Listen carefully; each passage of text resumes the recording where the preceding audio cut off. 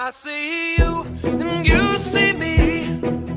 Watch you blowing the line when you're making a scene. Oh girl, you've got to know what my head overlooks. The senses will show. Private eyes, they're watching you. They see your every move. Private eyes, they're watching you. Private eyes, watching you. Hello, hello, hello. Well, howdy there.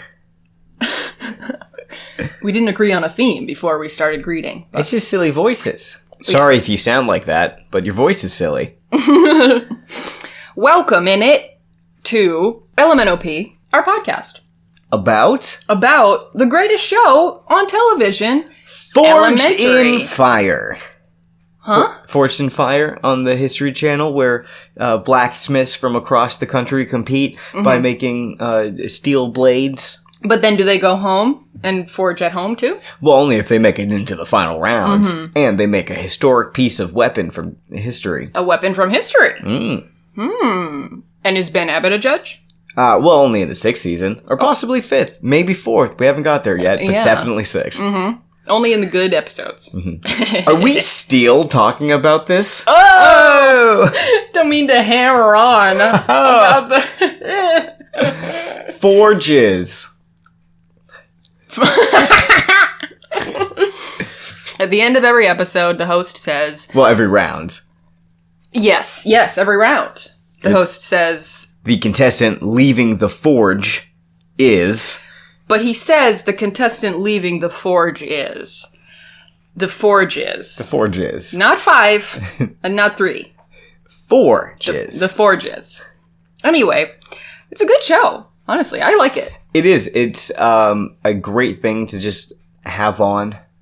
It doesn't take a lot of brain power. It has a lot of cool visuals. It's fun. They don't assume that you know all the words of a sword making thing. I still don't know what a ricotta is, but that's... It's a type of cheese. Oh, okay. You eat it with a spoon. It's kind of a mixture between, like, Chopped and Great British Bake Off, I feel like, in terms of, like, pleasantness, but, like, high-strongness. Competition. Yeah, like, it's a competition, but it's no, like, Cutthroat Kitchen. Right. You know, where the hosts are like, we hope you die. They're, like, having a good time, and when somebody's blade goes wrong, they still are like, You did good, son. You went on through, and you did your best. You made a blade, and we're proud of you. Yeah, yeah, exactly. But now leave the forges. And Doug Marcaida is there, and he tells them whether or not their sword will kill. It will kill. And that's not us making fun of his accent or anything. He doesn't have an accent. He just says it like that. Yeah. Your sword He has fun. will kill. It's so great, too, seeing the contestants that have been watching the seasons. And, like, they're like, oh, that was the coolest thing ever, having Doug say that my sword will kill. Yeah. It's all I've ever wanted for the last 5 years. Right. Since I've started watching this show. There was an episode that we watched recently of a guy who was like, I'm 18 and I have 7 years of forging experience. And we were like, Well, yeah, I mean, most of the youngins started at 13. But this guy had uncaring parents. especially reckless parents. Yes.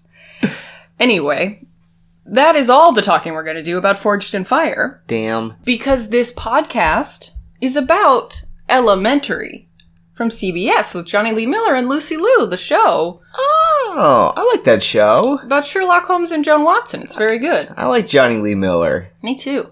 You know what I noticed this episode? His eyes are really big. I keep being like, oh, he's making like puppy face. It's because his eyes are large. You know what I noticed this episode? What? Johnny Lee Miller / Sherlock Holmes does not wear an undershirt Oh, yeah. underneath his button-up shirts. Because Yes. you get to see some Johnny Lee tummy. Tummy Lee Miller. Isn't Tummy Lee Miller the one who made that sex tape with Pam Anderson?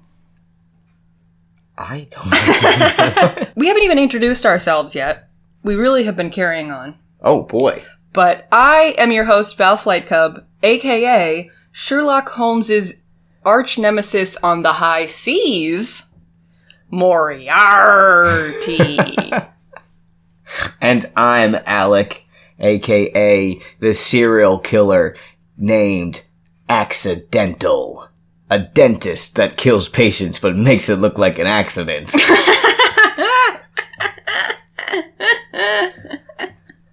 Does he kill them in the dentist chair? Well, he has a dentist chair. It's not the one he uses on the other. This is not like a Sweeney Todd situation where you kill at work. That just gets messy.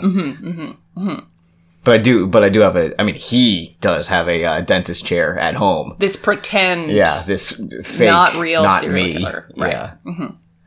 Yeah. That's why our apartment is so small. It's because it's small. It's not because we have an extra room that's only dedicated to serial killing that I'm not allowed in. Right. Right. Yes, but seriously, stay out of that room. It's fine. It's for my protection. Mm-hmm. My motto actually comes from an Eminem song. Instead of getting crowned, you're gonna get capped. Oh. That Eminem. He's a sneaky one. Oh, Marshall.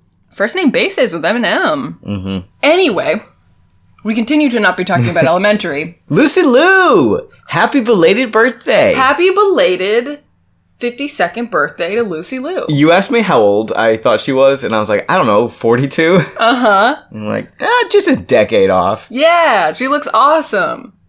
Also, we are watching a show from 2012. From 8 years ago, yeah. Yeah. So you're still wrong, but you're less wrong if you're talking about 2012 Lucy Liu, who was 48? No. This is not a math podcast. 44. Johnny Lee Miller also had a birthday this year. November 19th, I think, something like that. 15th. Yeah, it's more belated to Johnny Lee Miller, and also I didn't look up how old he is. Or it's super early. No, it's I know it's like it was like a month right. or two ago. Or it's 11 months early. Okay, I see how, yeah. Yeah, this week we watched season 1, episode 21 of Elementary, called A Landmark Story. Oh, yeah. Yeah. Kind of a pun, kind of a play on it. Yeah, I forgot it. I mean, it feels like a very small section of the whole episode. Yeah, it's really not... I mean, it's kind of like it has to do with the mystery. The, like, murder mystery that they solve. Right. But that murder mystery that they solve is so early in the show, and it's not really the focus of the episode. This is probably one of a handful of not really just Killer of the Week episodes. Mm-hmm. And it still manages to be a Killer of the Week. No, of course. Because... You gotta. Yeah. So this episode starts with a previously on, which is how you know it's going to be some plot. Some long plot. And the previously on is, hey, remember when Sherlock was going to torture that guy? Sebastian Moran? Because he thought he killed Irene Adler, but then he didn't. And you remember that? Anyway, welcome to the episode. So it starts with... So it's my guess we're going to see Moran, this guy. Who are you calling a Moran? So it starts off with a bit of a shocking scene. Oh! Yes, it does. This fancy man comes home and he's like, Secretary, remind me to get the appraisals committee together about I don't know, something. Mm-hmm. Anyway, there's a scary man who's already hiding in this guy's living room. Hiding in the dark, really just sitting on the couch. He's just in there, yeah. And when I say he's scary, it's just scary that he's there already. Mm-hmm. He's not even, he just is a guy. And he's like, the rich man is like pouring himself a little glass of brandy or something. And the living room sitter opens up his laptop and he has a little like interface on his laptop screen. I don't know. And he presses a button on his keyboard and the rich guy is like, "Ugh, my heart! My heart hurts! Oh!" And then the guy stops pressing the button on the keyboard and he stops being in pain. Whoa. This guy a robot? No.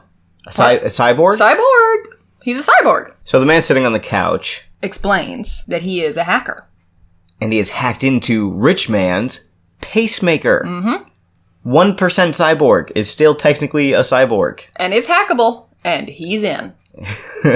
Because everyone knows pacemakers, just like cars, have a VIN number, which is the same as saying an ATM machine. But anyway, and every pacemaker has an ATM machine in it.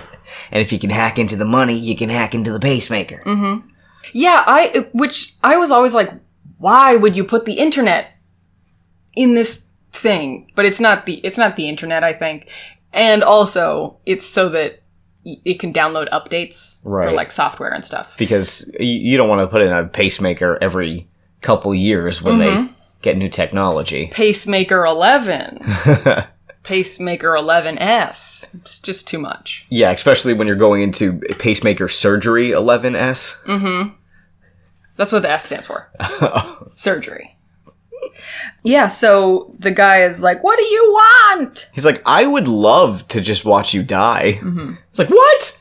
But I'm not here for me.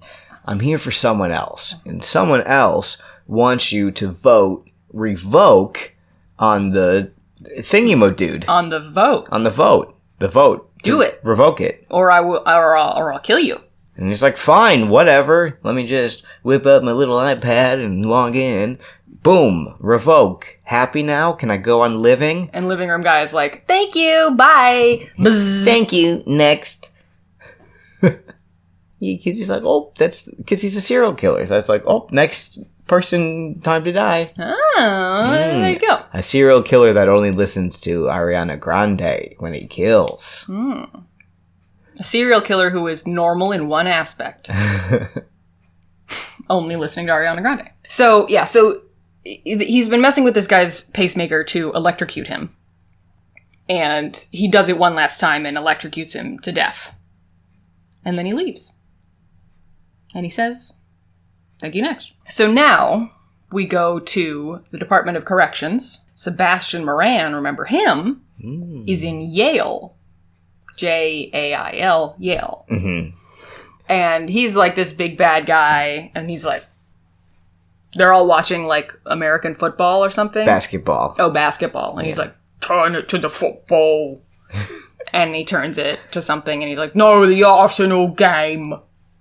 And they do it. And as they're doing that, like flipping through the channels, everybody's like, hey, like none of the other prisoners want to watch the Arsenal game. No. But he's like, shut up!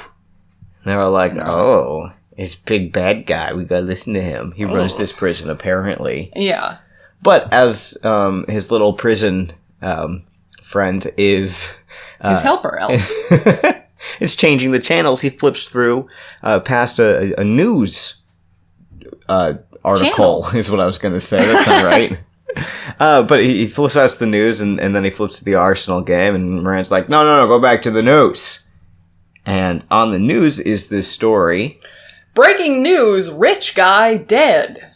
In his apartment, his wife is coming down from her vacation to something. Yeah, a rich guy has a heart attack, and we got to hear about it on the news. Who cares? Yeah, who cares? But there it is. Well, he's a philanthropist, according to the news. Oh. So, anyway. His name was Philanthropist. It is.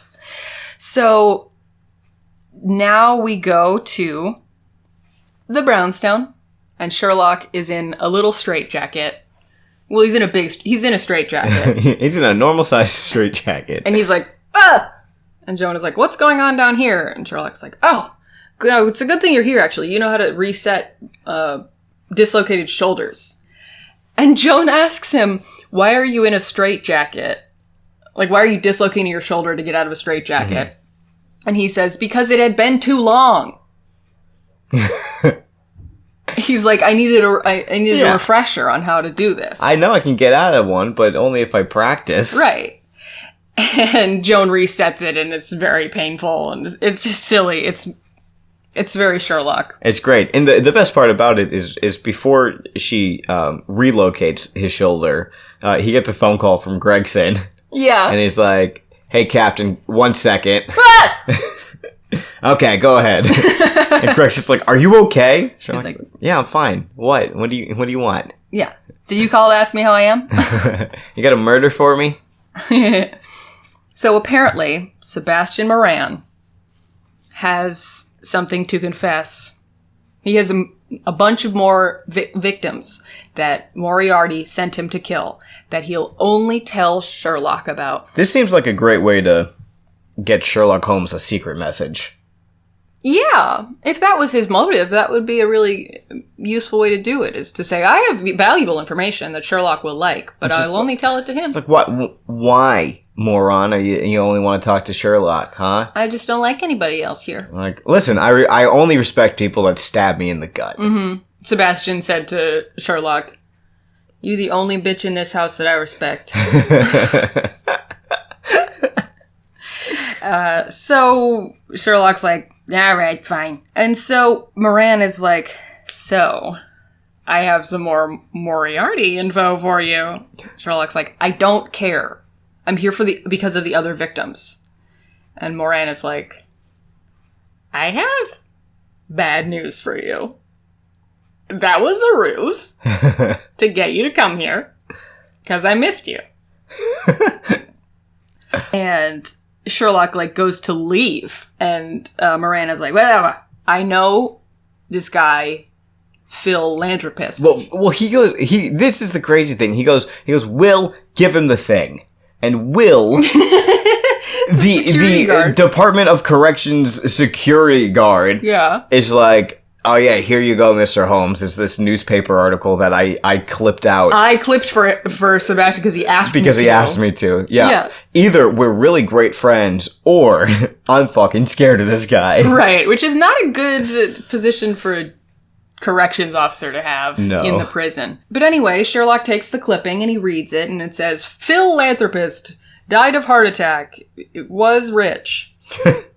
And Sherlock's like, this is a middle-aged guy who died of a heart attack. What am I looking at here? And Sebastian is like, you're looking at a murder that was made to look like an accident, because I was told to kill this guy a while ago. Oh, shoot. And I was going to, but then I got locked up. So he's like... Oh, like in jail. Yeah. I thought you were saying, I got busy in a weird way. I got, my schedule got all locked up. I got tied up. Yeah, it's been really hectic in Murder Town, so... And so he's like, okay, well, that's all you have for me. Great, thanks for the info. Bye. And Moran is like, hey, by the way, you didn't hear anything. Yeah. Shh, can't tell anyone. You didn't hear anything about this from me. If anyone asks you what you heard here, just tell them nothing. And nothing happened here. Nothing happened. And Sherlock's like, what? Nothing did happen. And Sebastian Moran is like, oh, and he kills the guard. He kills Will! Will! With his, handcuff chains. Yeah, handcuffs. Just wrap them around. Why would you walk in front of this dude? That's why you're supposed to chain the hands to the legs. Yeah. Why didn't they do that for this guy? But he's been in solitary this whole time, so I guess they, didn't... Guess where he's going straight back to. Yeah. I mean, I think that was literally his plan. Mm-hmm. Oh, wait. Didn't he say Moriarty sent some people to try to kill him in jail? Oh, so he probably, yes. And he's like, I'm a little safer in solitary. Yeah. Also, if he got Will to cut out the clipping and someone found out about that, then Moriarty found out that Moron's been looking into shit. So kill Will to, get rid of that loose end. And also, he probably went into solitary the first time because those two people tried to shank him, and he probably killed them. Mm-hmm. Shanked them right back. And that will get you into solitary. Yeah. So, anybody's looking to get into solitary, that's how you do it. I just need some alone time. Mm-hmm. And then, as he's being carried away, he sings a song that's probably originally an Arsenal song that he adds to be about Sherlock. And it says that Sherlock's up, Sherlock's down, but he always wears that sacred frown. Which is probably crown, but Sherlock is frowning. Yeah. It's kind of funny. It is pretty funny. And then we get our short intro. Boo-doop. That's it. Yeah. That was the whole it. Because this is a Lot of episodes. This is doozy. This is hefty. Mm-hmm. I gotta tell you right now, folks, this episode's a cliffhanger. It doesn't say it's a two-parter, but it's basically a two-parter. Pretty much, so hold on tight. So when you get to the end of this and you're like, no! Just know that that's how we felt when we were watching the episode. Yeah. You better hope you get to hear about it next week. Mm-hmm. Hopefully neither of us are, sick or hit by a train or something and can't do the podcast. Yeah. I don't think that would be something that would happen. No, if I got hit by a train, you would definitely come to the hospital with the laptop and microphone, and you're like, we're getting this done, mister. Well, it would cheer you up, wouldn't it? I think if I was hit by a train, talking for 2 hours would not. But it would be with me. About elementary. Blink, blink, blink, blink, blink, blink, blink, blink. I'm batting my eyelashes at you. Uh-huh. Blink, blink, blink. How about you don't get hit by a train, and I won't get hit by a train, and we'll be good. Okay, I make no promises. Okay. So they go to Captain's office, and the captain is like, hey, so people who were there when Sebastian killed that dude said that he, put his finger to his lips to you, to, he had some secret that he told you, and you have to keep it. And Sherlock's like, I don't know what you're talking about. He's like, no. Sebastian was eating some Cheetos during the meeting, and he was just, licking the dust off his fingies. The side of his finger, yeah. Mm. He just likes his finger. He was giving it a little smooch. Nothing to do with me. Do you think Captain actually buys that? No. I think Captain knows that there's something, but he's not going to get it out of Sherlock. Mm-hmm. I think he might slightly chalk it up to, criminals are crazy. They do weird stuff all the time. But I think he probably knows that Sherlock knows what's going on, and he'll either do the right thing and let Captain in when he needs to, or get booted again, I guess. But I think Captain is also kind of just like, yeah, this isn't my problem. I've got real crimes to solve. Right. As opposed to a murder. But Joan knows. Joan is like, Sherlock, we're going to talk in this side room right here. Mm-hmm. You have been teaching me to ferret out lies. And here you are. And you are being a weasel. So don't hamster around on me. You better tell me. And Sherlock is like, no, I was lying. I was just doing that to see if you saw that I was doing one of the things that liars do. I was testing you, Joan. I was testing you. And Joan's like, no, you weren't. And Joan's like, you're testing my motherfucking patience. You're not a doctor anymore, Joan. How? Hoo, got him. And then Sherlock is like, for the record, I was going to tell you, just not in the police station. Yeah. I was going to wait till we were home, Joan. Joan. So he shows her the article about Phil's death and everything. And he's like, I don't know if it's Moriarty, if Moriarty exists, but we do just gotta check that whether this dude is killed or not, and then we can kind of follow that lead. We'll see where it goes. So, of course, the way that they do this, to see if he had a heart attack or not, Joan is like, is there an autopsy we can look at? And Sherlock's like, he's a middle-aged man who died of an apparent heart attack. He didn't get an autopsy. So what they do instead is go down to the local funeral home and find him there. Doing a little B, a little E. Yeah, they break into the funeral home, and Joan's like, we just broke into a funeral home. And Sherlock's like, with the amount of security they have, you can barely call that breaking and entering. Yeah, it's just entering. Yeah. But who cares? I don't think that will stand up in court, but as they say, I am not a lawyer. Okay, say the whole words next time, I think, is a good idea. And Joan says, you're talking about this way too casually for this to be your first time doing this. And Sherlock says, well, yeah, there was the problem of Tor Bridge. Which I was like, that sounds like a Sherlock Holmes story. Mm-hmm. And it turns out it is. It's a short story from 1927. Wait, no, it was first published in 1922 in a magazine, and then in the Casebook of Sherlock Holmes collection in 1927. Mm. So he must have broken into a mortuary in that one, too. fun facts about historical fiction. And now you know. Now you know. And the killer in that one was a mongoose as well. What? So anyway, they're in the morgue, and just like Sherlock had hoped, Mr. Lanthropist was scheduled to be embalmed tomorrow morning. So he's still autopsyable. Wonderful. So Sherlock checks him out, sees no indications of defensive wounds or, anything under the fingernails. He does notice 4 bruises on the palms of each hand, almost as if you were to, squeeze your hand very tightly and bruise yourself. Something that is quite common in electrocution. Yes. People who are struck by lightning, even, Joan points out. Yes. Yeah. And so Sherlock is like, well, that's interesting, but it doesn't really tell us everything that we need to know. Joan. And holds out a scalpel. And Joan was like, I'm not doing a nighttime autopsy on a broken into place. And Sherlock's like, okay, I'll do it. As if they broke in 6 hours earlier, she would have been totally game for it. Well, if they could have asked the funeral parlor people. No. So Sherlock's like, okay, I'll do it. And Joan's like, well, then don't do it you gotta start from the shoulder. And then Sherlock's like, okay, here I go. And Joan's like, you have to press harder. Then you have to press even harder than that. You're not doing, okay, stop. Do you think he's doing this on purpose? I really don't know.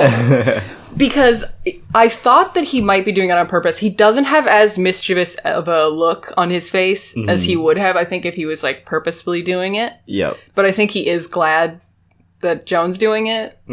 Both because, like, I mean, she has, she's more into the case. But also, I think he wasn't pressing hard enough because he didn't want to do it. Yeah. It's kind of icky. I mean, he's Sherlock Holmes, but still, it's kind of icky. I think he would have done it if he was alone. But since he has a former surgeon with him, it's like, it'd be a lot more efficient if you just did this. Yeah. And she starts doing it, and he's like, it's amazing work. You're really very talented.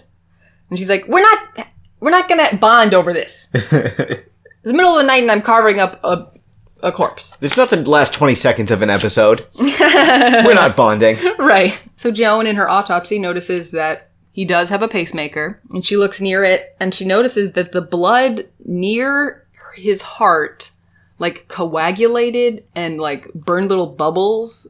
She's like, it looked like his blood boiled. He was very angry about something. Yeah, they'll go back into his office and see that he was on Twitter in the middle of an argument. So Sherlock's like, maybe it was murder via pacemaker. And Joan is like, well, maybe the pacemaker just malfunctioned. That happens, And Sherlock's like, well, this company that made his pacemaker is advertising that they are making a pacemaker that can't be hacked. Like, they're developing one that can't be hacked. Which implies the current ones can be hacked. Yes. Yeah. It's like putting on your cereal box, like, now with no lead. Okay. Although, sometimes that's just a nifty little marketing technique. Like, I believe it was Coca-Cola or some other bottling factory that was like, hey, we clean and steam our glasses before we put any product in them. And every other company was like, yeah, fucking so do we. Yeah. Everyone does that. Yeah. but the consumer doesn't know. Right. Like, oh, wow, super clean. Cool. Why doesn't Pepsi say that? Yeah. So, now it is the next morning. And Sherlock is poking at his fire. And Joan comes in and she's like, why are you playing big band in the background?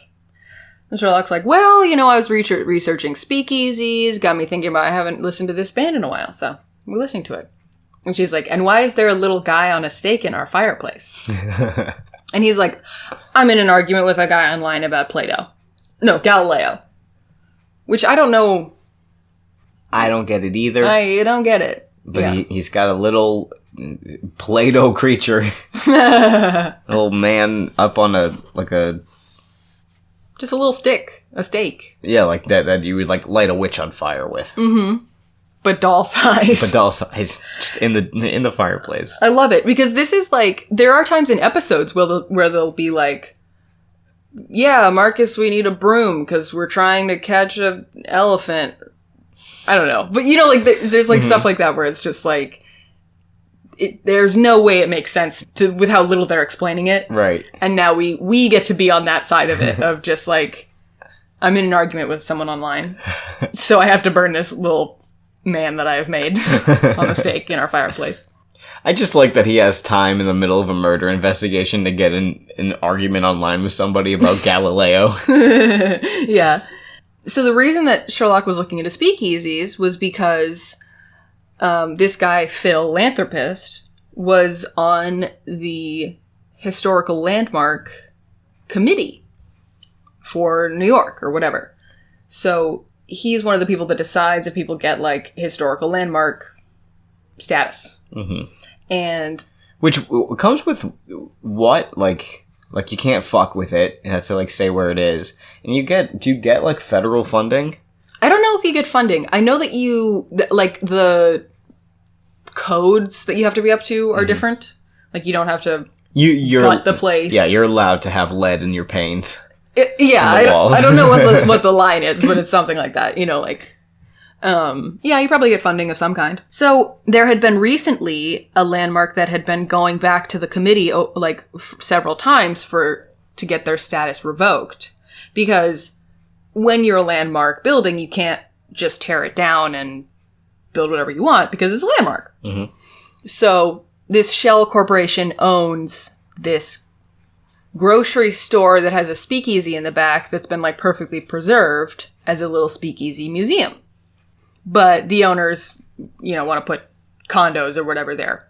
Something makes more money. Mm-hmm. Cash shmoney. Ching ching. Ka-ching.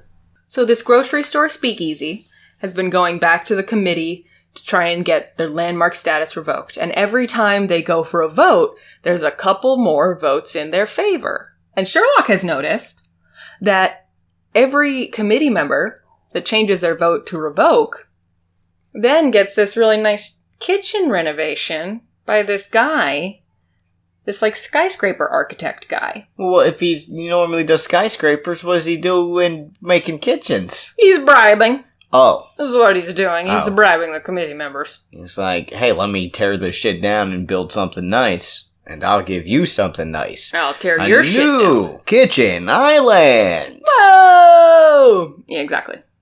These people's kitchens are probably as big, if not bigger, than our apartment. Yeah, probably. And they were like, I want a nicer kitchen.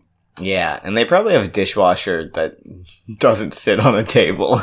Yeah, and is always connected to the wall and not just sometimes. They can probably use their sink and their dishwasher at the same time. Mm. They probably have multiple sinks. Yeah. Yeah. Anyway, if we were rich, we'd have, like, closet with a mini fridge in it just for Bobo food. Meat in the fridge and treats and stuff. Yeah. So these other committee members have been getting bribes, but this guy had a pacemaker, so he gets murdered instead. Yeah, I mean, I'm assuming they tried to bribe him before. It's a little easier than hacking into a pacemaker. That makes sense, yeah. But it didn't work. Yeah. And so now, with his vote to revoke the license, I guess it's gone through. So they did it. Great. Yay! Fuck history. Now, so the skyscraper architect that we talked about before, who was doing the reno bribes, Sherlock shows Joan his picture, and he's like, you recognize this guy, Rob Bauman? And Joan is like, oh yeah, I recognize him. How does he get his teeth so white? And then when they're theorizing about it later, she's like, oh, so you think bleach teeth is behind all this? And Sherlock's like, oh yes, I think bleach teeth is the mastermind. But then, bleach teeth is walking along the road, and you know it's him because he's saying into his phone, I need to get my teeth bleached. I'm bleach teeth. That's why they call me that. And all of a sudden, there's this guy in an apartment. The same living room guy, yes, is in a building, and he's got an air conditioner that he's wiggling loose. And then he's looking at his watch, and he's got a little timer, and he's watching the guy walk along, and he's watching the timer and the watch, and then... And then, right then, at that moment, Bleach Teeth bumps into a lady, and he's like, oh, I think I might have a crush on this lady. Then the air conditioner's like, I have a crush on you! Crunch! And he actually, like, bumps into this woman, and she's like, try saying, excuse me, dildo. And then she hears the crunch, and she turns around again, and she's like, ah! She's like, oh no, dildo! No, dildo! So, Sherlock and Joan are on the scene now, and they're like, oh dang, our, like, biggest suspect just got crunched. Our theory just cooled off a bit. Our theory is dead on arrival. Ooh. Ugh. And Joan is like, come on, an air conditioner falling on his head? The math, the geometry, the timing, the science. Physics. There's no way. This has got to be an accident. So they go home to the brownstone, and Joan is folding her laundry, just having a nice relaxing time. And all of a sudden she hears... In the window behind her, you see an air conditioner fall and then crash into the ground. She's like, what was that? And she looks out and she sees, like, a crunched air conditioner on a big chalk X on the ground. And Joan is like, Sherlock, you didn't just throw an air conditioner off the roof, did you? And he's like, it's actually a lot easier than you'd think it might be. And she's like, I'm not worried about your ability to do it. It's just dangerous. Why did you do that? She's like, you could have hit someone. And he was like, 1, I checked the courtyard before I pushed the AC out. And 2, it landed right on the X I drew on the first try. On the first try! Math isn't that hard, Joan. Imagine if I had practiced, I could probably hit a moving target after 3 or 4 air conditioners. I gotta call my dad. I need some more money to buy air conditioners. I've got an HVAC guy. For a discount. Mm-hmm. This is the scene where you can see Sherlock's belly in between the little buttons of his shirt. Yeah, he's just wearing a shirt and vest. But, shirts do that thing where they, like, bunch up sometimes. And yeah, so there's a little opening in between the two of the buttons. And he's, like, gesturing with his hand in front of that slit in his shirt for, like, most of the scene. But every once in a while, it's like, a little peekaboo. He's like, oh, hey, tummy. Hello. It's like his chest. It's like his sternum area. Upper tummy? Either way, it's pretty hairy. Yes. That's the closest that we got to seeing his chest this episode. Ugh, that's the real cliffhanger. Every episode can't be a winner. There's also no romance in this episode. AKA no Marcus Bell. Oh. Did you notice that we got through the whole episode and he's not in it once? He is. He's questioning living room guy at the end when Sherlock comes in with the message on the phone. Oh, so he's silently... You can see the back of his head? The side of his head when Sherlock comes in. Like, you can't tell who's questioning him until Sherlock comes in and you see that it's Marcus. Wow. Hey, but he still got his full $25,000 check for this episode. So, yeah. But he didn't speak. Oh, well, he got his $25 check for this episode. I don't know how that works. If he's like a character that usually talks, if he doesn't talk in an episode, I think it would just depend on the contract. I hope he gets paid double for this episode. He gets paid for being an actor and also for... to make up for missing out on being in the episode. An apology, $25,000. Yes. I wish my work would apologize to me for $25,000. I wish my work would just apologize to me. You're welcome for working in the middle of a pandemic. Yeah. Anyway, let's move on. So, Sherlock and Joan are discussing this because, bleach teeth must have been a pawn. Because, We're still calling them bleach teeth, even though those are now probably... What, in the concrete? Yeah. They're still bleached. So concrete teeth. Mm-hmm. He must have been a pawn, maybe of Moriarty, maybe of someone else. But, either way, it's probably a smart person. And Joan is like, okay, so what are we going to do now? And I like this detail that they put in there, which is Sherlock was like heading downstairs when Joan interrupted him. Mm-hmm. And so he's like, well, first of all, I'm going to clean up the AC. And then we're going to plan the murder. What? Mm-hmm. Plan? Yes. A murder? Mm-hmm. Sherlock has watched this assassin and all the other killers that they've solved crimes about before. And he's just inspired. And he says, you know what, Jonah? This crime-solving stuff is not for me anymore. It's just like these criminals are so dumb. I could do so much better. And you know what? I will. And we will, Joan. You're my appendix. You're my appendix. And we're going to turn to the dark side. Yeah. So he starts sharpening his knives.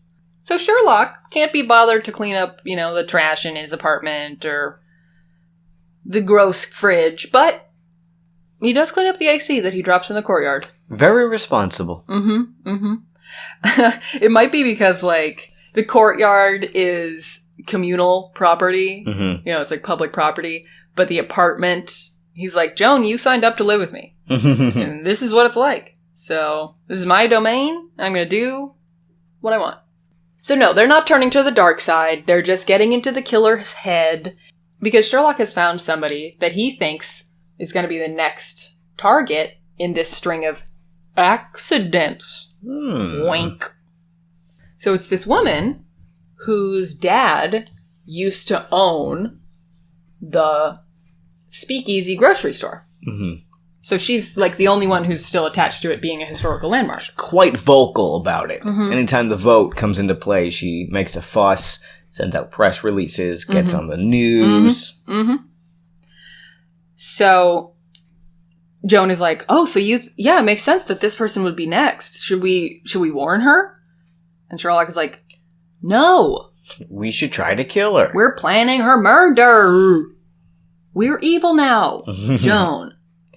But it does make sense, because if you're going to make someone die look like an accident, you gotta know a lot about them and what could actually happen to make it look like an accident. Exactly. So they go to the park and begin stalking her. Mm-hmm.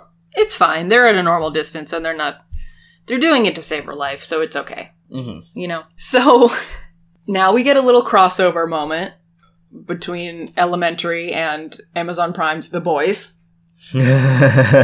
Because Sherlock is talking and about what Miss Taggart was up to today, and then you hear just and he's like, huh? Ooh. Huh. And John's like, you okay? And he's like, yeah. Anyway, what was I saying? Yeah, so blah, blah, blah. And then they notice that Miss Taggart is wearing a medical bracelet. Now, what are medical bracelets for? Diabetes, DNRs, allergies, anything an EMT might want to know that you can't tell them. Because you're having an emergency. Because your tongue fell out of your face. Oh. Or any other. So you could have a medical bracelet that says, salamander tongue. What's a salamander tongue? You know how, salamander, the tails will just come off and they have to grow a new one. It's like that, but it's your tongue. You have to warn EMTs about it or they won't. Don't take me to the hospital. I can't afford it, and I'll be fine in 5 to 8 hours. Well, it's more like weeks, but yeah. Damn. Your dad never told you about somebody with a salamander tongue in his time as an EMT? He hasn't. It's pretty common, actually. It's weird that he hasn't seen one of those yet. Or maybe they're so common that he's like, this is a boring story. I don't need to tell him about this. He knows. Yeah, another person's tongue fell out today. Whatever. But no, Sherlock is like, ho, ho, ho. Joan, we've got it. I know what it is. And he starts running away. And he's like, come on, Joan, we've got a mystery to solve. So they're walking around the park, and he's like, I think the medical bracelet that Miss Taggart has is for an allergy. And maybe she's allergic to something like insects. Ooh. And he's like, I could have sworn I saw an Africanized honeybee. And do you remember when Africanized honeybees were, like, in the news? No. It was like a big thing. It was like, our bees are becoming Africanized. Maybe this was in the height of the Africanized bees craze that they had this episode. But Sherlock is like, they're like the attack bees. Murder hornets. Right. And he's like, so, if you wanted to make someone look like like they died accidentally, putting their biggest allergen, in the park where they run all the time, would be a pretty good way to do it. So he looks around and he finds a little thing of sugar water, which is great bee food, and a little hive of Africanized honeybees. He's such a nerd. He's like, well, it's going to be south-facing with getting just enough sunlight. Not too much wind. Yep. And here it is. And Joan says, okay, but if she's that allergic to bees, she's going to have an EpiPen on her. And Sherlock says, sure, that might save her from one bee sting, but not from an army of bees. Ooh. And he says an army of bee assassins. He, looks kind of excited about it. He's like, I love bees. Yeah. When he figures out that it's Africanized honeybees, he's like, a man after my own heart. Because he's gonna kill somebody with a single stick. Make it look like an accident. So now that they know what the murder weapon is, they realize that whoever put them here has to feed them. And the sugar water is running low, so they're gonna have to feed them soon. So they decide to stake out the beehive. Mm-hmm. So they sit on a little bench. Eating pierogies. Yeah. Are pierogies different from pierogies? I don't know. Yes. One is a little rougher, the other has a little polish on it. Polish. They're both I think they're both. Well, I don't know. I don't either. Anyway, they're eating their little pierogies, and Joan says to Sherlock, what are you gonna do when this guy appears, when we get him? Because the last time you found a minion of Moriarty's, you kind of stabbed him with an ice pick. So Sherlock says, well, my plan is not to skewer him with an ice pick. I'm not going to go the torture and murder route that I was going to go with the other guy. I want to find who he's working for. And Joan is like, well, why should I believe you? What's changed? And then we get a sentimental moment that Sherlock will not admit to, because he's a man of science. So he's a smarty boy. He's not I've made an observation, and I've tested my hypothesis, and the results say that I was only thinking about murdering and torturing this person because at the time you were about to be done as my sober companion and move on with your life, and I was all alone. And now I'm not all alone. Now I have a reason to not get sent to jail for torturing and murdering. He says, before, I had only made one meaningful connection in my life, which was Irene Adler. And now we're entered into a partnership, an arrangement which I find very rewarding. You're an interesting project. He doesn't say that she's a meaningful connection, but it's kind of implied. And then he says, the thing that's different about me, empirically speaking, is you. And then you and I went, oh. And Joe smiled. Joe smiles. She's like, that's one of the nicest things anybody's ever said to me. And Sherlock is like, well, it's empirical. I'm just speaking empirically. It's just a fact, so. Yeah. I wasn't being sentimental. He's so unsentimental he doesn't even know how to say it. It's really nice. It's sweet. We get so many of these moments, and I love them every time. Every time he's just like, you being around is good. I like it. Makes my life good, makes my brain work. Friendship. It's probably hard, like, living with a genius. Like, knowing whether or not he thinks you're, like, a worthwhile person. Yeah. Not that Joan really ever gets her self-esteem from, like, how other people think of her, but it is nice. I feel like Sherlock over the seasons gets... It's fun to watch him get kind of fast and loose with it, where eventually he's like, come on, Joan, I love you. You're my friend, and we're best friends, we're family. So it's fine.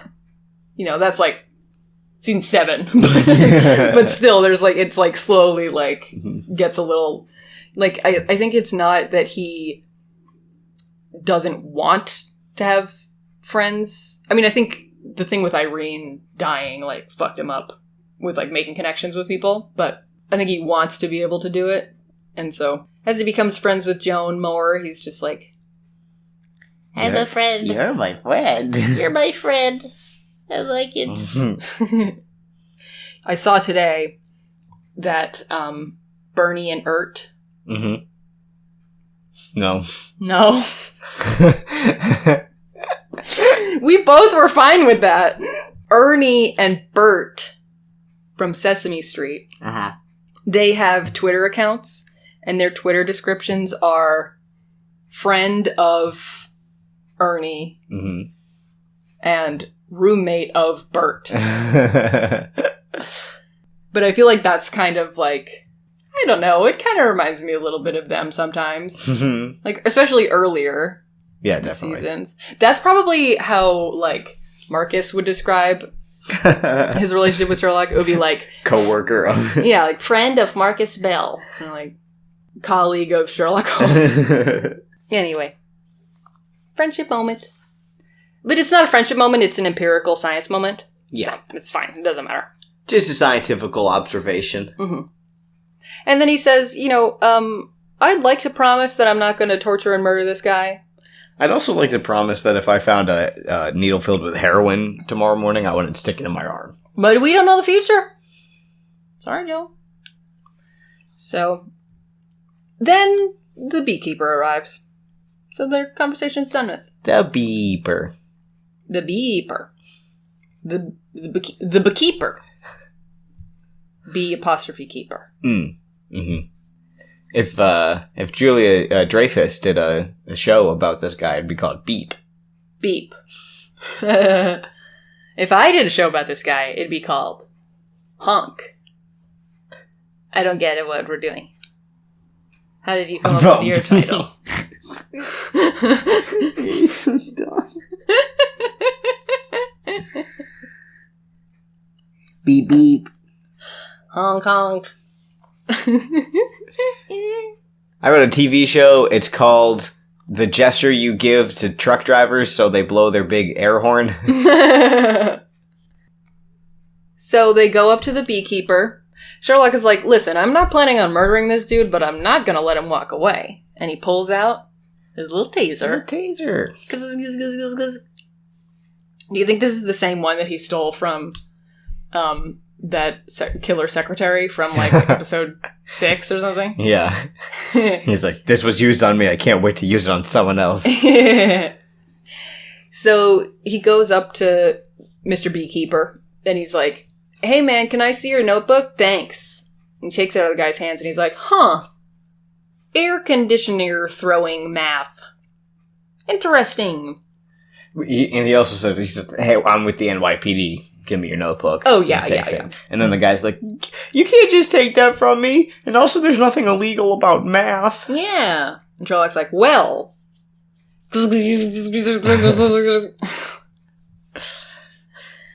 Sorry. I've got something shocking to say. Don't tase me, bro. Ugh. That was, so I wrote in my notes that he was gonna electrify the guy because I couldn't remember the word taser. And that was genuinely how I remembered it, was like, what did that guy say? He said, don't tase me, bro. Don't electrify me, bro. Don't electrify me, bro. So, they bring Mr. Beep back to the brownstone. And in the straitjacket. Straight into the jacket. And that's where he goes. Chekhov's straitjacket. Anytime I see an object twice in an episode, I'm like, Chekhov's object. I've noticed. Well, it's smart screenwriting. So Sherlock is like, we have your cell phone, mister. We know that you've been going on the internet. That's so much data. Our plan is shot. You're gonna have to pay the plan for this month. No, he doesn't. You're lying. It's a flip phone. You can't go on the internet with that. No. They have his encrypted texts. Ooh. And so they tell him the situation. Their proposal. Sherlock says, I'm gonna text Moriarty on your phone. Tell him something went wrong, and we need to meet face to face. And then, if you tell us everything you know about him before he gets back to us, we'll tell the police you cooperated, and they'll make sure that you're treated okay in prison. If you don't, we won't. So they go, and they put a little bellhop bell ding in between his legs. Mm-hmm. That's like, his legs are like in a V, and they put it in the middle of the V. And I'm just like, what does he ring that bell with? His leg. He brings his leg up and over, and yeah, and like, you know, taps it with his thigh. I mean, because when he does, when they come back in, he's sitting crisscross applesauce. So each leg hit it. Yeah. Yeah, because they go in the other room, and then like 20 seconds later, he rings the bell. So they're in the room, and they send the message off to Moriarty, and Sherlock's like, "Do you want to calm down? Do you want some tea?" Joan's like, "No, but I could use a drink," and then realizes what she just said to an addict, and oh, sorry. Yeah. Yeah. And then we hear bing, and then another bing. So Mr. Beep is like, listen, I'm going to tell you everything I know, but it's not a lot. Sorry. So he has killed 31 people for Moriarty. Well, I don't think that part is true. I think Joan asks, how many people have you killed? And he says 31. Mm-hmm. And then he explains how it all happened, how Moriarty or someone got in contact with him and was like, hey, I know you're a serial killer. I want to talk to you. Oh, so some amount of those were not yeah, for Moriarty. I think that's just 31 people total. Some of those have been recent and for this Moriarty individual. So yeah, that's what it is. He was in England to do something for his work, and this guy comes up to him and is like, let's have lunch, because you're a serial killer. And how do you say no to that? And then he says, one more thing. One more thing. He's seen Sherlock's face before. Because he got a text from Moriarty with Sherlock's face. And he had he was like, you were doing drugs at the time, so I had a hot shot prepared. I was going to make it look like you gave yourself some bad stuff and you died. And then I got a text that said, job canceled. What? Mm-hmm. That was the only time that it ever happened. Yes. So, Moriarty texts back, which is kind of quick.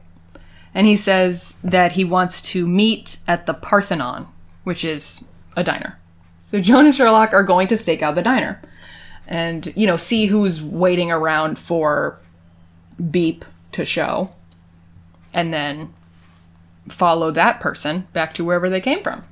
So there's this guy who looks like he's trying to look like he's strung out, but he's got this like really expensive watch, and he's got a manicure on his nails and stuff.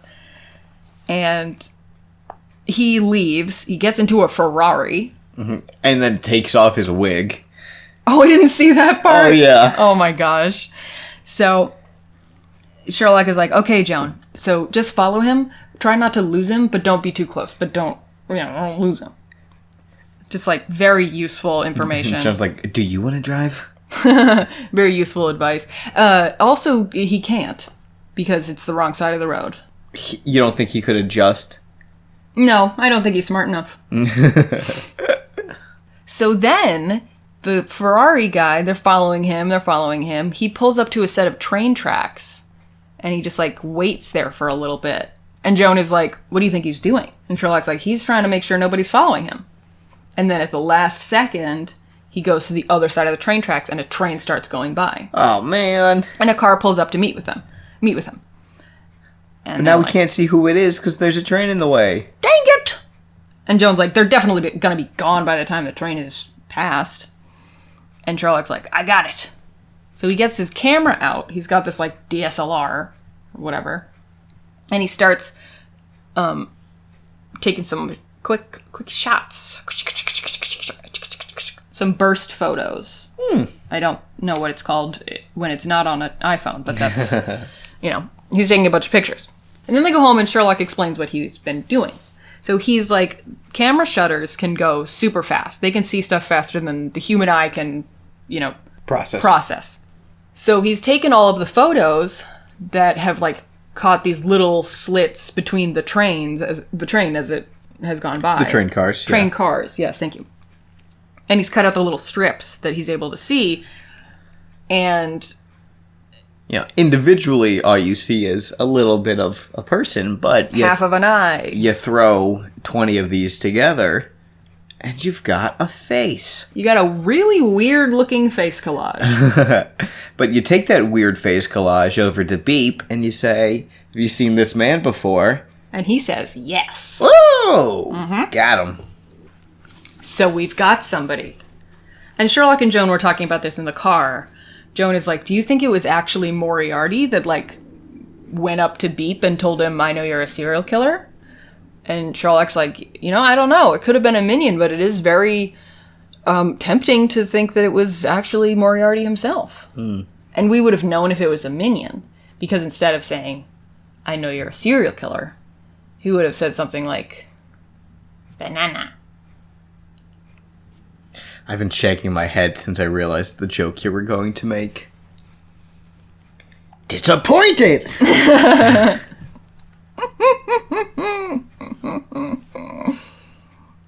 Banana. But when this guy went to talk to Beep for the first time, they had a little conversation, and he mentioned a few things, such as, going to school at a boarding school. Reform school. A reform school. Which is apparently kid jail. Which is, like, instead of kid jail. Yeah. But Sherlock talks about, jail. like, the prisoners there and their cellmates. So. Yeah. One thing I noticed is that when Beep is describing this guy, he just says he's tall, striking, and British. And then when they get the picture of him, it's a black man. And that means that they probably wrote the script colorblind, and they cast the most dashing, intelligent-looking man that they found. See, Beep, he's a serial killer, but he doesn't see colors. Except red. The blood of his victims. It's like, we're all red on the inside. We should be red on the outside, though. So now they've been working at this case for a long time. Feels like almost 40 minutes. Sherlock is staring at the photo on the wall. I can't emphasize enough how much this doesn't really look like a photo of a person's face. Like, it has all of his features, but it's not quite lined up for obvious reasons. Yeah. I think it's more realistic that way. That he didn't get, like... He got a full face, but it doesn't make sense. I mean, you probably got, like, 95% of a face. Mm-hmm. Anyway, I also noted that Sherlock kind of looks like a penguin, because he's wearing an outfit he's been wearing for, like, several scenes now, of a white button-up shirt and a black vest and black pants. He just looks nice, and he looks sort of penguin-like. And no undershirt. So Joan is asleep on the desk because they've been working for hours and hours and hours.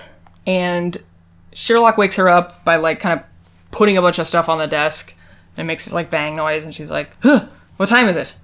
And Sherlock says, it's the middle of the workday in England. So England is 4 hours, or depending on daylight savings time 5 hours ahead of America. That's it? Which means that it's probably like if it's noon in England, then that means it's like 8 a.m. for Joan and Sherlock. Or it's like, maybe 9 or 10. So does that mean they were working all through the night? Till 10 a.m. in the morning? Yeah, I guess so. These kids and they're detecting. Well, they're trying to, save lives here. It's true. So Sherlock has discovered something. The reason he knows it's the middle of the workday in England is because he has reached out to his contacts who have reform school records. So, it's one of the few things that they know about this guy. And so he's like, I was looking through the reform school records and I found this kid, John Douglas, who is like kind of a little mastermind. And he looks like a young version of the guy that we saw on the other side of the tracks. And he explains to Joan, this guy's roommate was attacked by bullies, a group of bullies. And, 6 months later, 3 of his attackers were dead. And he's like, they could never prove it was him, but... They sent him to a different school and the murdering stopped. Yeah. Coincidence?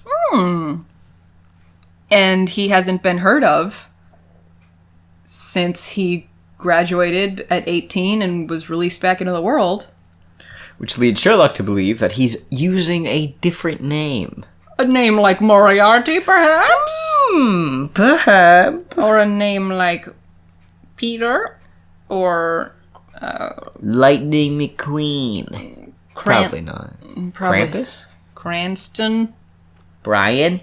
Cranston Brian. Cranston Brian! Or, something like that. Anyway, so that's quite an interesting development. But Sherlock's like, but that's all I got. I don't know. I don't know where he is. We should both go to sleep. So then Joan wakes up in her bed to a letter that says, Dear Joan, oops, I lied. I know so much and didn't tell you. I know where he is. I'm off to see what would happen. Sorry. And he literally says, sorry to abandon you when our drama was just getting to a climax. Yeah. He's like, sorry for leaving you out of this scene, but they were recording in a socially distant set, so they could only have 2 people. So, Sherlock has located John Douglas, and he walks into the hotel that this guy's in, and he's like, hello, John Douglas. And John goes, Mr. Holmes! What's up? It's you! And he's like, so, John Douglas, are you Moriarty? Are you my mother? Are you my Moriarty? And he's like, no, but I know why Irene had to die, because I know that's why you're upset. Well, it's funny. He's like, no, I'm not Moriarty. I could never do what Moriarty does. And Sherlock's like, oh yeah, please go on. Tell me about the great and powerful Oz. Right. He's like, I could never be Moriarty because that guy is really sexy. And, so handsome. Anybody who's Moriarty would have to be really good at sex and math and just like really smart and handsome. No mortal men can live up to that. But so then he says, but I do know why Irene had to die. It was because of you, Sherlock. Because of you. And then a red dot appears on his back, and he gets shot. Rip. Yep, and and then it shows up on Sherlock's chest, and he's like, ugh! And then it just doesn't. It goes away. Yeah, he like swats at it like a fly. Sherlock is a cat. So now the police are here. Yep, because a man died from being killed. Gregson's like, so this guy was shot and you were here? And you don't know why he was shot. And Sherlock's like, I mean, he was about to get to the part where I would know. Like, the thing he was about to say was why he was shot. And so, no, I don't. But he didn't say it. He didn't say it because he was shot. Yeah, so no, I don't know. And he's like, but I promise I was not here to torture and murder him like I was with Moran. And Captain's like, yeah, I believe you, because you're trustworthy to me. I like it when you say things. And then Joan shows up, and Sherlock's like, Joan, can you tell the Captain that I'm reformed and I'm not going to torture and murder this guy? And she's like, why did you bring my medical bag with you? And when he had the meeting with John Douglas, he's like, oh, what's in the bag? And Sherlock's like, the means to your slow demise. And then Joan opens up the bag and it's just full of Legos. Which, if you were going to torture someone, you could use Legos. Hot coals? No thank you. It takes way too long to heat up. Legos on the floor, on the other hand. Yeah, they're pointy. So yeah, he's like, yeah, no, I just needed the bag to be kind of heavy. So I just put some Legos in there. Which does not explain why Sherlock just has Legos. It's true. I mean, maybe he was worried he was going to get bored waiting for him in the hotel room. You know, like if he was out for the day and he came back, Sherlock was just like, I've made a house while I was waiting for you. So it is now time for Beep to be turned in. Because Captain is like, Sherlock, what are you up to? And Sherlock's like, well, I was about to come to you guys and tell you all about it and hand in this guy that we kidnapped. That we found. That we apprehended. Citizen's arrest. Mm-hmm. And this guy, Beep, is in the interrogation room with apparently Bill. And he's like, yeah, so I killed this one guy by making a form of flu virus that, you know, antibiotics can't kill. He's doing the serial killer thing, which is like, I've killed so many people, but I haven't been able to tell anyone. Mm-hmm. And now I'm going to tell you everything. Right. It's like when you or I play Roller Coaster Tycoon, and the other one has been like doing something else, and then we're like, can I show you what I made? And we walk you through the roller coaster, because it's like, it's not interesting to just know that you did it. You have to show someone else. Mm-hmm. So he's doing that, but with 18 murders. I think he's going to do all 31, but he's gotten to 18 so far. And he has no lawyer in the room. He's just excited to get it off his chest and to, you know, impress somebody. But then Beep gets a phone text. Oh, and Sherlock knows this because he has Beep's phone. Mm-hmm. And it's a bunch of wingdings, but different wingdings from the other wingdings. So it's a code that Sherlock doesn't know. Mm-hmm. He hasn't broke it yet. So he bursts into the interrogation room. We see Belle's profile. and he goes, Beep, what does this say? And Beep says, oh. I don't know. And then Beep's me. I think that deserved more laughter from you. Is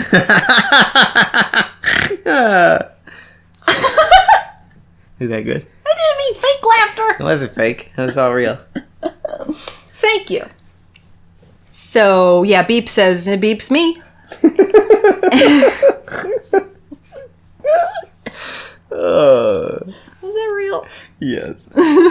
You gotta figure it out yourself, because it's not a code I've ever used. And so Sherlock, of course, takes it to the next guy that he knows that would read decoded texts. The only other person that he knows that has seen these texts from Moriarty. Right. That's what I meant, yeah. He doesn't just have a list he's gonna go through. He's gonna go through all of his irregulars. No. So he takes the text to Sebastian Moran. And he's like, what does this say? And Sebastian's like, I don't know. And Sherlock's like, yes, you do. And he's like, let me look at the incoming text log again. Okay, now back to the message. Yeah, Could mean anything. I don't know what it means. Could say anything. Carry the one? Is this on me? Nothing. I don't know. I've never seen this code before, so I don't know. And Sherlock's like, come on. You clearly just decoded it in your head. Yeah. I saw you etch something into your hand. Right. And then he goes, leave it. And Balto drops whatever he's got in his mouth. Balto was just sniffing at something and he was like, oh, sorry. Then Sherlock goes back to the brownstone and he's decoding. And I think, so it's now nighttime. And Joan says to him, wow, you've been working hard since last night. Which means I think he's been trying to decode this text for like a full 24 hours. I don't know if that's true, because isn't it like at the same time that...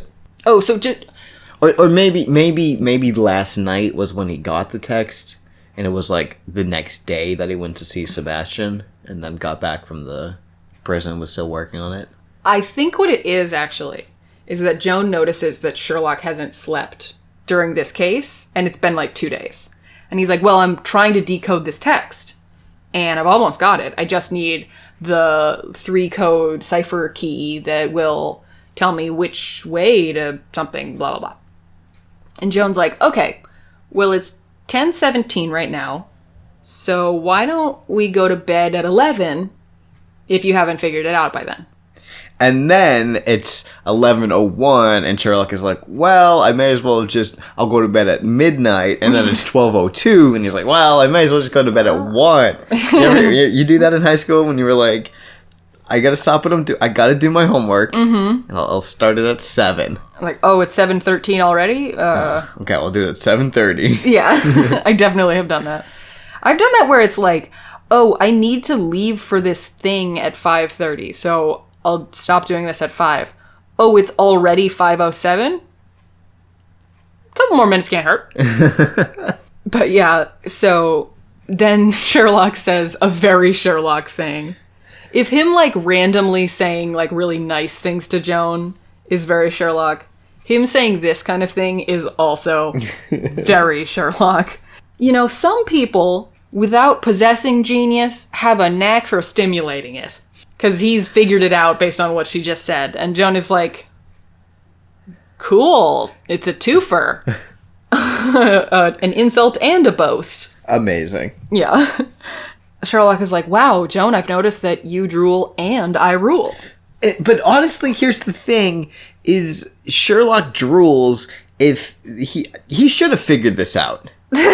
He's Sherlock Holmes. He observes everything. He knows that Sebastian, when figuring out this code, looked back at the text log. Mm-hmm. What is in the text log? Yeah, what would be there? So he figures out that it's the time that the text was sent is part of the code. So the time that it was sent is the 3-digit code that you need to decipher, blah, blah, blah, blah, blah. And so he starts deciphering it. Mm-hmm. And carries the 1 and circles a B.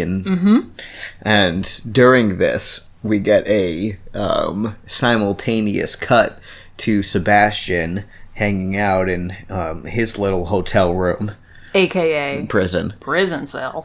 And he gets up out of bed and he looks himself in the mirror and he headbutts the mirror. And he's singing a nice Arsenal song while he's doing this. Mm-hmm. He's singing, hit the football with your head. With your head. No, he's not! And I was expecting the mirror to shatter and him like to grab like a glass shard or something.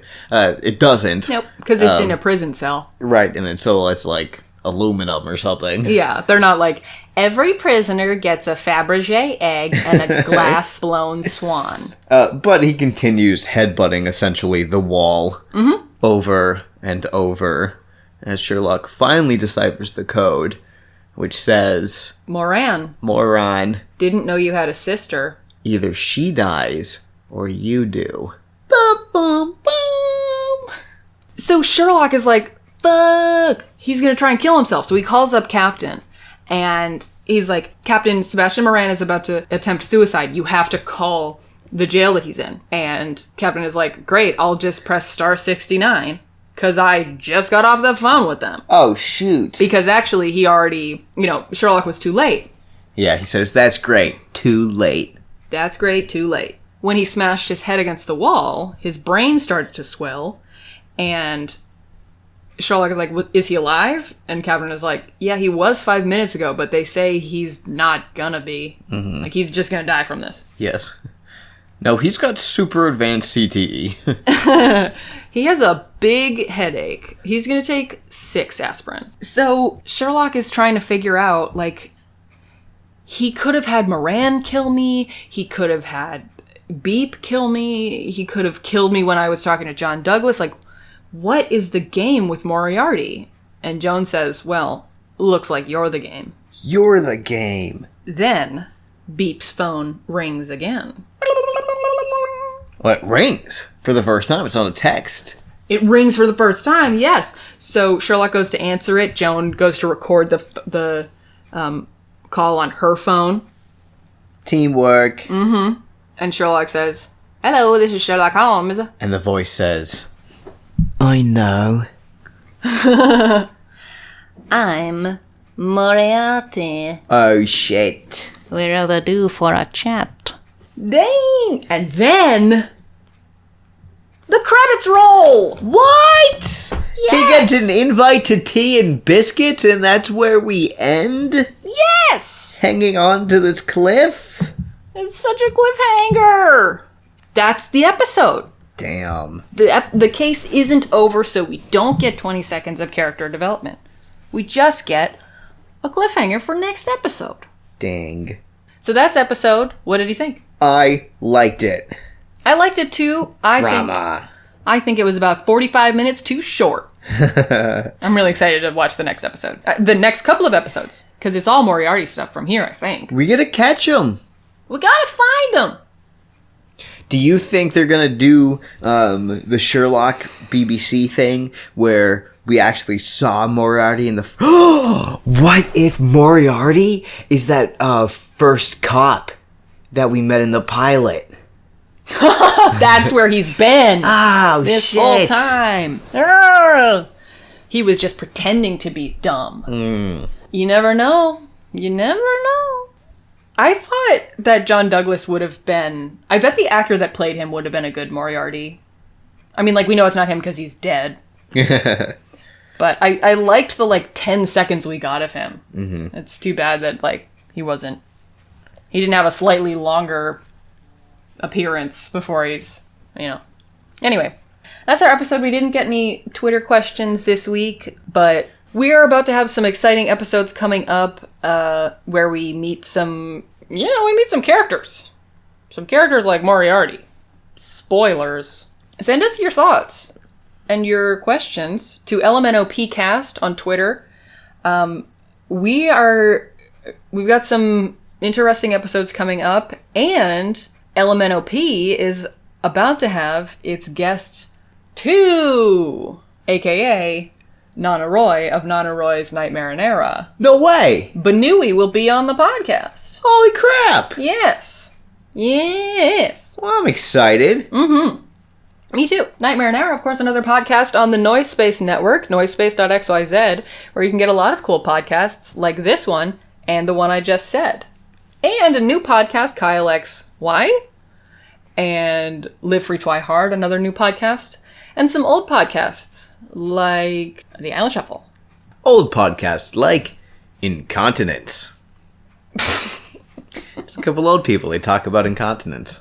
It's weird that they just titled the show Incontinence. No, it's a travel show as well. So it's called Incontinence. Incontinence. Mm-hmm. Yeah. Anyway, thank you to Noise Space for hosting us. Thank you to the Geists, Noah and Summer, for our pod art and music. Val Flight Cub can be found on Twitter at FlightCubB. The second B stands for mystery. Ooh. And if you find me, let me know. I've been missing. As we always say, this marble will keep on rolling. Goodbye. Goodbye.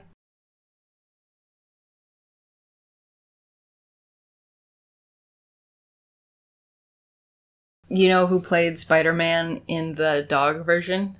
Who? Toe Beans Maguire. He played Peter Parker? Yeah.